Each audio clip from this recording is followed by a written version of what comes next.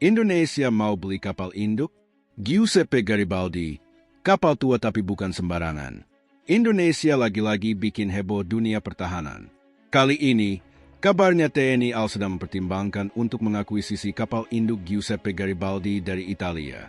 Kapal yang sudah pensiun ini bisa jadi tambahan kekuatan maritim Indonesia, atau malah jadi kapal wisata baru? Jangan salah, walaupun Garibaldi sudah bukan kapal muda lagi, diluncurkan tahun 1985. Tapi ini bukan kapal sembarangan.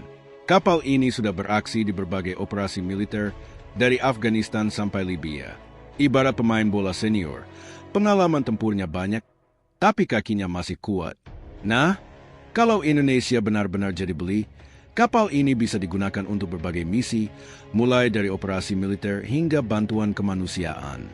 Apalagi, ada kemungkinan ikut dapat pesawat A-8B Harrier II yang bisa lepas landas dan mendarat secara vertikal. Mantap atau malah ribet urusannya? Tapi pertanyaannya, siapkah Indonesia mengoperasikan kapal sebesar ini? Kapal induk bukan cuma soal beli, tapi juga soal biaya operasional, perawatan, dan infrastruktur pendukungnya. Jangan sampai sudah punya kapal gede, tapi malah nganggur di dermaga karena tidak bisa dioperasikan maksimal. Kalau benar jadi, Giuseppe Garibaldi bakal jadi kapal perang terbesar di Indonesia, menjadikan TNI AL semakin disegani di kawasan. Apakah ini strategi jitu atau hanya ambisi besar yang sulit diwujudkan? Tulis pendapat kalian di kolom komentar. Selain itu, kepemilikan kapal induk seperti Giuseppe Garibaldi juga akan membawa tantangan baru bagi Indonesia. Mulai dari pelatihan awak kapal, biaya operasional yang tinggi, hingga kebutuhan infrastruktur pendukung seperti pangkalan khusus dan sistem logistik yang mumpuni. Jangan sampai kapal ini cuma jadi koleksi mahal yang jarang dipakai karena kurangnya kesiapan teknis dan sumber daya manusia. Dari sisi geopolitik, akuisisi kapal induk juga bisa mengubah dinamika keamanan di kawasan. Jika Indonesia benar-benar memiliki kapal induk pertama, ini akan menjadi pesan kuat bagi negara-negara lain, terutama di Asia Tenggara.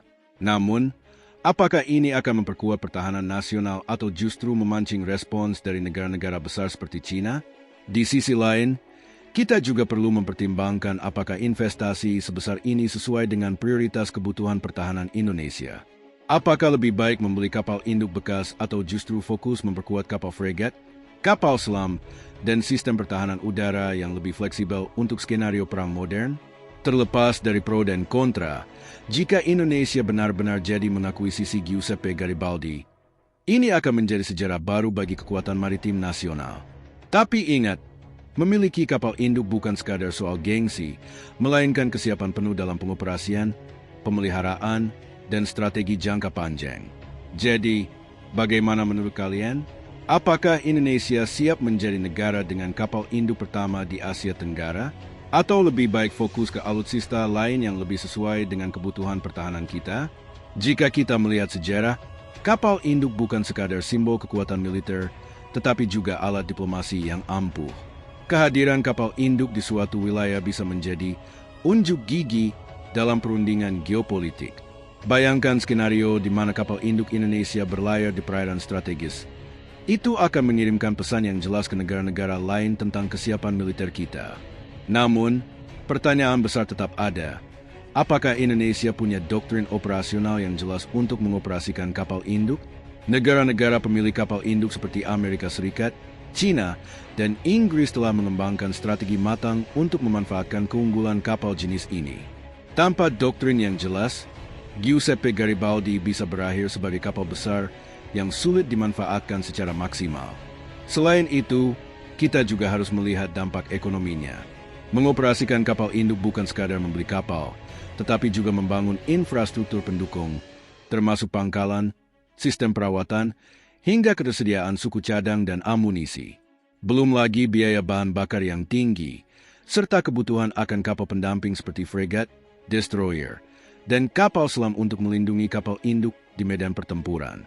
Jika kita bandingkan dengan Filipina, yang baru mulai memperkuat angkatan lautnya dengan kapal fregat dan sistem rudal, langkah Indonesia untuk memiliki kapal induk bisa menjadi game changer di kawasan.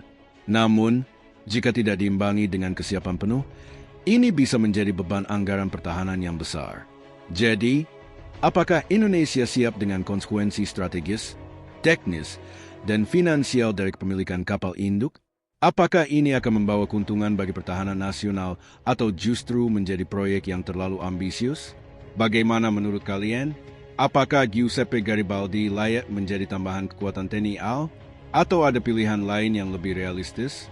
Jangan lupa tulis pendapat kalian di kolom komentar dan tetap pantau perkembangan dunia militer bersama kami.